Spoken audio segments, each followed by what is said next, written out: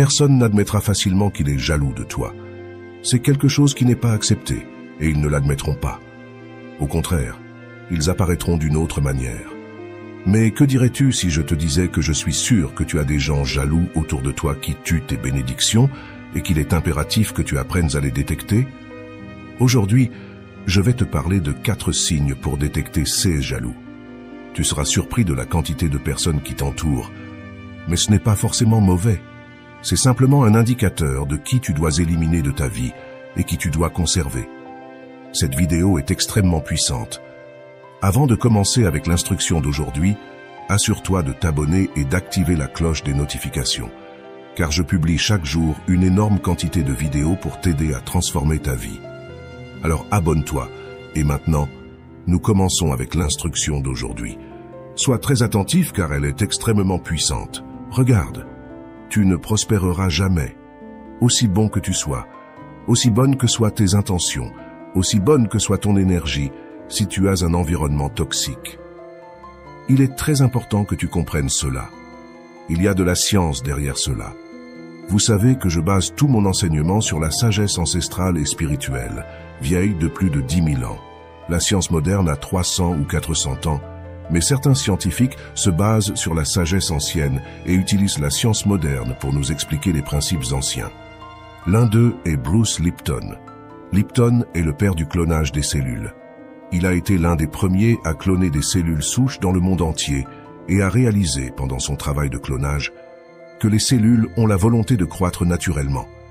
C'est-à-dire que, naturellement, les cellules veulent croître et se développer. Tu dois comprendre que nous sommes tous un ensemble de cellules. Donc notre nature est de vouloir nous développer, grandir et nous épanouir dans tous les sens. Tu veux grandir économiquement, dans tes relations, dans tes niveaux de santé, d'énergie et de vitalité. Maintenant, nos croyances et notre environnement nous empêchent de réaliser ce qui devrait naturellement être notre objectif, nous développer. Je vais te parler de l'environnement et des croyances. Je le mentionne continuellement dans mes vidéos. Si tu veux en apprendre davantage, s'il te plaît, abonne-toi. N'oublie pas de t'abonner, car je publie une quantité énorme de vidéos pour t'aider à comprendre tous ces principes. Mais aujourd'hui, je vais te parler de l'environnement et de ce que Bruce Lipton a découvert en clonant des cellules souches. Il a découvert que l'environnement dans lequel se trouve la cellule est plus important que sa propre volonté naturelle de croître. En d'autres termes, l'environnement conditionne plus la cellule que sa volonté interne de croître. Un mauvais environnement ne permettait pas à la cellule de se reproduire et de croître naturellement, ce qui était son impulsion naturelle. Parfois, tu dis « Je fais tout ce que je peux, je visualise, j'ai une bonne attitude, je fais toutes les choses possibles, et pourtant, j'ai du mal à prospérer dans la vie. » Que se passe-t-il? Eh bien, fais attention, car il se peut que tu aies un environnement toxique et que tu ne t'en sois même pas rendu compte. En plus de tout cela, il ne s'agit pas seulement de ce que les gens disent ou font, mais aussi de ce qu'ils pensent. Notre réalité commence par la pensée. L'univers est mental. Ce que tu penses se manifeste. Les pensées sont des choses. C'est pourquoi, dans la Bible, il est dit dans l'évangile de Jean, « Au commencement était le Verbe, et le Verbe était avec Dieu, et le Verbe était Dieu. D'abord vient la parole, qui est la pensée exprimée, et à partir de cette pensée et de cette parole, se génèrent toutes les émotions, toutes les actions conscientes et inconscientes qui conduisent à un résultat. » Ce que la science a découvert, c'est qu'en 1801, il y a eu une expérience scientifique appelée l'effet observateur, dérivé de l'expérience des fentes de Young. On a découvert que l'attente du scientifique quant à CE qui devait se produire dans l'expérience conditionne l'expérience pour qu'elle se déroule exactement selon sa foi, son attente ou sa conviction. C'est le même message que Jésus de Nazareth transmettait. Selon ta foi, il te sera donné. La science, et en particulier la psychologie, a confirmé ces principes ancestraux. Que les attentes des autres à notre égard conditionnent également nos résultats. En fait, cela est connu sous le nom d'effet Pygmalion. L'effet Pygmalion est né parce que, dans un groupe d'enfants à l'école, des tests psychologiques ont été effectués pour mesurer le quotient intellectuel. Les psychologues ont confondu les résultats et ont dit aux professeurs que les enfants en dessous de la moyenne étaient des surdoués et que les enfants au-dessus de la moyenne étaient les retardés. Les professeurs, croyant que les enfants surdoués étaient les retardés et que les retardés étaient les surdoués, les ont traités comme tels et ont projeté sur eux cette vision. Au bout d'un an, ils se sont rendus compte de la confusion, mais ont découvert un secret impressionnant que les anciens nous avaient déjà révélé. Les enfants qui étaient surdoués, mais que les professeurs croyaient retardés, ont commencé à baisser leur niveau académique et à se comporter comme des enfants en retard. Et les enfants en retard, que les professeurs croyaient au-dessus de la moyenne, ont commencé à obtenir des notes de surdoués. Quand tu comprends cela, de nombreuses questions surgissent dans ton esprit. Que se passe-t-il, par exemple, avec ces enfants atteints du syndrome de Down, et que la société dit qu'ils sont en dessous de la moyenne, qu'ils sont retardés, et les parents, croyant cela, commencent à projeter ces idées sur eux. Les professeurs font la même chose, les mettent dans des écoles où se regroupent tous ces enfants étiquetés retardés, qui finissent par mener une vie limitée. Jusqu'à ce qu'un parent dise « Mon enfant n'est pas médiocre » et qu'un Pablo Pineda naisse, le premier garçon avec le syndrome de Down à obtenir une licence en enseignement à l'université. L'effet Pygmalion fonctionne dans toutes les facettes de nos vies. Ce que je veux que tu te demandes d'abord, c'est « Qui as-tu autour de toi ?» Quelles attentes ont tes amis, ta famille, les gens qui t'entourent à ton égard? Croient-ils que tu peux réussir? Te voient-ils comme un gagnant? Te voient-ils avec l'amour de ta vie? Pensent-ils que tu peux obtenir l'amour que tu veux? Croient-ils que tu peux avoir la santé que tu désires, que tu peux perdre du poids comme tu le souhaites? Te voient-ils prospérer comme tu le désires, devenir millionnaire? Il est très important que les personnes qui t'entourent croient en ton succès et le souhaitent aussi pour toi. Tu seras surpris de la quantité de gens autour de toi qui, apparemment, semblent avoir une opinion positive de toi. Mais en réalité, c'est autre chose. Pour te rassurer, je te dirai que 95 à 98% de leurs intentions sont inconscientes. Ils ne le font pas consciemment. Ce ne sont pas de mauvaises personnes envers toi, mais ils sont programmés pour cela. Et de la même manière qu'ils croient en leurs propres limitations, ils croiront aussi aux tiennes.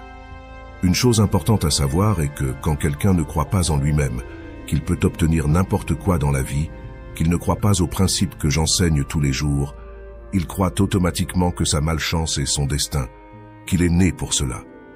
Et quand il voit quelqu'un qui réussit mieux, l'envie surgit automatiquement. L'envie n'est rien d'autre qu'un sentiment d'infériorité par rapport à la personne enviée.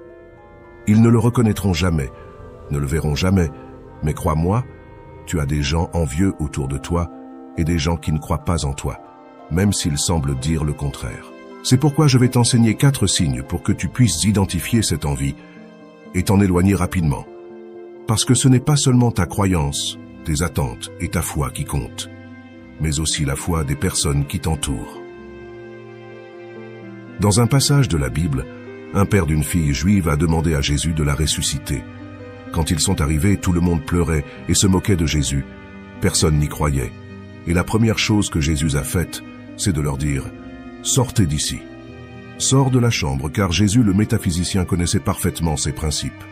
Je ne peux faire aucun miracle avec tous ces sceptiques et moqueurs autour de moi. Si tu ne crois pas que je peux le faire, alors je ne pourrai pas, parce que tu affectes aussi ma propre foi. C'est pourquoi, lorsque les gens demandaient des miracles à Jésus, il leur posait toujours la première question. « Crois-tu que je peux le faire ?» Si la réponse était oui, alors il passait à l'action. Premièrement, ce que tu dois comprendre, c'est que les envieux seront aimables avec toi, te parleront et te diront des choses gentilles, mais la réalité de leurs croyances se cache à l'intérieur. Tu peux détecter leur envie et je vais te donner 4 signes. Le premier de ces signes est les micro-expressions. Cela signifie que le subconscient se reflète dans le corps. C'est pourquoi, même si tu donnes des médicaments à quelqu'un, sa croyance est plus importante que le médicament. En science, cela est connu sous le nom d'effet placebo. La majorité des maladies sont le reflet de traumatismes passés, et de nombreux médecins le reconnaissent maintenant à travers le monde. Ceux qui ont une vision ancienne ne le reconnaissent évidemment pas. Les micro-expressions révèlent que dans les 2 à 3 premières secondes où tu annonces une bonne ou une mauvaise nouvelle à cette personne envieuse, tu le verras se refléter dans son corps. Cela se verra dans ses yeux, tu verras une lueur différente dans ses yeux. Son nez va se froncer, ses sourcils se contracter. Si tu lui annonces une bonne nouvelle, Dans les 2 à 3 premières secondes, tu verras une micro-expression de mécontentement, puis elle affichera automatiquement un sourire de façade. Si tu lui annonces une mauvaise nouvelle, dans les 2 à 3 premières secondes, tu verras une micro-expression de joie, puis elle affichera un air triste. Les premiers instants sont cruciaux, car c'est là que le subconscient, la pensée réactive et impulsive, se manifeste dans le corps. Le deuxième signe que j'ai noté ici est le commérage. Les envieux parleront de toi à d'autres, évoqueront des choses de ton passé, diront que tu n'es pas fiable, que tu n'es pas ce que tu sembles être. Ils propageront des rumeurs à ton sujet. Je suis sûr que nous avons tous vécu cela, surtout lorsque la vie va très bien. Tu auras des gens autour de toi qui seront spectaculaires avec toi, puis tu apprendras qu'ils commencent à répandre des rumeurs. Un petit secret. Éloigne de ta vie ceux qui viennent te parler de rumeurs et de commérage sur une autre personne, car lorsqu'ils se retourneront, ce sera de toi qu'ils parleront à cette autre personne. C'est très important de comprendre cela. Le signal suivant qui indique qu'ils ont de l'envie est les faux compliments. Combien de gens donnent de faux compliments? Par exemple, tu réussis dans un projet et la première chose qu'ils vont dire est « Ah, tu as dû gagner beaucoup d'argent ». Parce qu'en leur fort intérieur, l'argent est mauvais, c'est avide, c'est la cupidité. Donc ils te font un faux compliment au lieu de dire « Waouh, c'est incroyable, je suis très content pour toi, c'est magnifique tout ce que tu accomplis ». Non, ils vont immédiatement parler d'argent. Cela indique une envie totale et absolue. Pourquoi?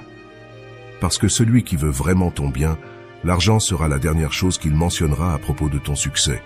C'est très important de le comprendre, et il est probable que tu reconnaisses certaines personnes de ton entourage maintenant même. Ils te féliciteront aussi, par exemple, pour quelque chose que tu n'as plus, quelque chose que tu avais, et que maintenant tu n'as plus autant de succès. Et ils viennent te féliciter parce qu'ils savent que tu n'as plus autant de succès.